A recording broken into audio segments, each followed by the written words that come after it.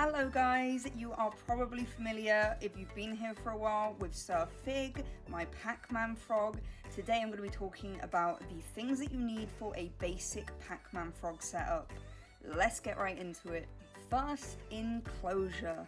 It is good to know about their natural habitat first so that you can replicate it in captivity. To do this as closely as possible, I would recommend a bioactive setup for adults anyway, but I'll get into this more in another video. Pacman frogs live in dense forests and rainforests and can be found most often amongst leaf litter on the forest floor. They blend in well here, which works perfectly for the Pacman frog because they are ambush predators. They will bury themselves in the dirt under the leaves, which will make them even more hidden. And this also helps to keep them moist, which is something that's really important for amphibians in general. They spend most of their lives buried in the dirt, and unlike certain other species of frogs, such as tree frogs, they are not built to climb. Bearing this in mind, Pacman frogs are better suited to longer enclosures than ones that have a lot of height. Since they don't move a lot, they can be housed as adults in enclosures of 10 to 20 gallons, but I will always recommend that bigger is better. I would go for 20 gallons plus, and just make sure you clutter the space a lot so that they feel super secure. As babies, Pacman frogs are typically kept in smaller plastic enclosures, which is absolutely fine, but they will grow to full size in a year, so you'll want to get working on their final adult enclosure as soon as possible. If you're keeping them in a plastic tub or enclosure as juveniles, just make sure to pop a bunch of ventilation holes in so that they get some airflow. You won't want this to be too excessive because you want the enclosure to be able to hold the humidity, so just experiment with this and get this right before you go and purchase your frog. Pacman frogs require a humidity of 60 to 80%. 2. Substrate. For a basic setup, and particularly juveniles, I highly recommend a substrate of coconut fiber. Another option is unfertilized potting soil. Cocoa fiber is available in most pet stores and will hold the right amount of humidity, and another reason why it is perfect is because it will not mold. My recommendations are different if you're opting for a bioactive setup, but I'll get right into that in another video. 3. A water dish. You should always provide a water dish that your Pacman frog can soak in. Pacman frogs are not swimmers, so you don't want the water to be deep.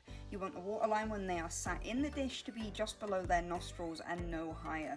The dish also needs to be large enough that they can fit their whole body inside and get a proper soak. They don't drink their water like a lizard or snake does, they absorb it through their skin, so this is super important. To save you buying multiple water dishes as they grow, I recommend getting a large one and getting some large pebbles to fill it with. This way, as your frog grows, you can remove pebbles gradually to increase the depth of water. Just make sure that those pebbles are large and cannot be accidentally ingested by your frog. 4. Some basic decor. For a juvenile Pacman frog, clutter doesn't need to be crazy, but I recommend providing a couple of hides as well as some fake plants just to make the enclosure feel a little bit more secure.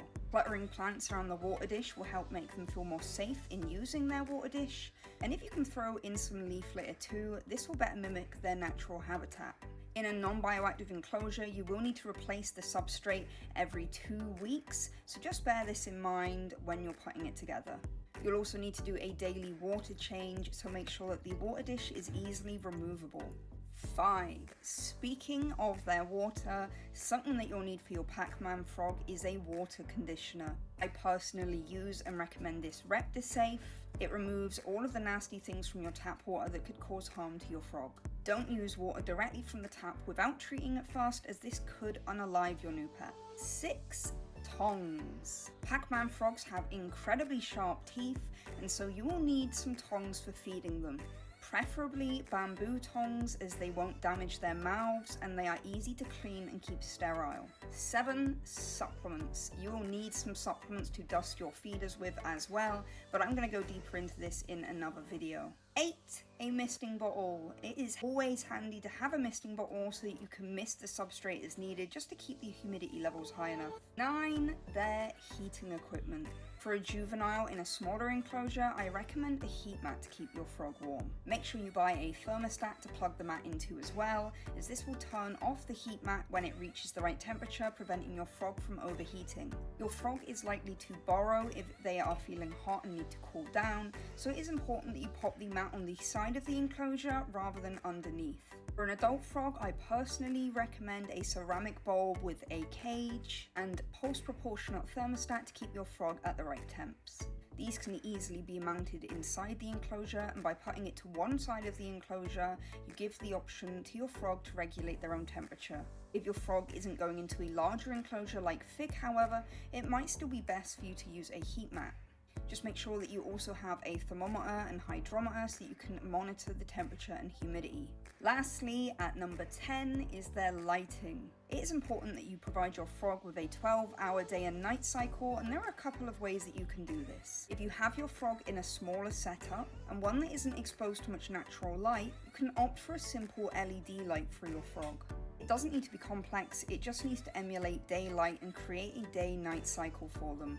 The larger the enclosure, the larger the light you're probably going to need. Since Fig's enclosure is bioactive, I achieved this for him using a plant light on one side of the enclosure. Plant light isn't necessary for non-bioactive enclosures. It's certainly still an option for larger vivarium setups.